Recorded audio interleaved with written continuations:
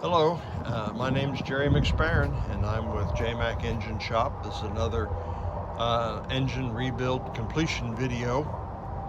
Today's date is October the 25th of 2025, and the engine we're going to look at today is another Triumph Spitfire 1500.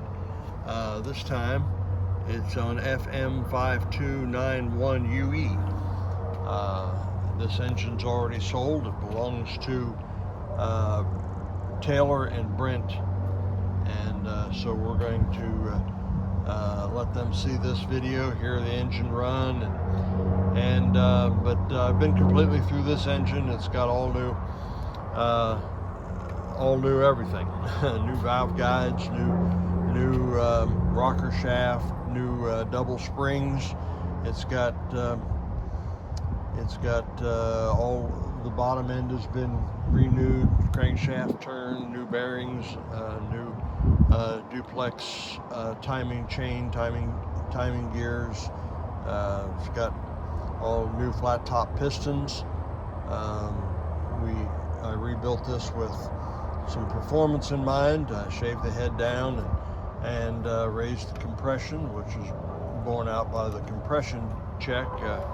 All four cylinders fell within 165 to 175, and they're so it's doing well. The oil pressure is running about 70 on startup, and got up to 76 or so when I run it up to speed, and it cools when I'm at warm idle.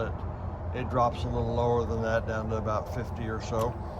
But anyway, it's been completely gone through, and I'm sure that Taylor and Brent are going to get lots of enjoyment out of this motor. And so I'm going to start it and run it for 30 seconds or so at idle, and then we'll run it up to some higher RPMs, maybe 3,000, and I'll calm it down to about 2,000, then back to idle, and we'll close out the video.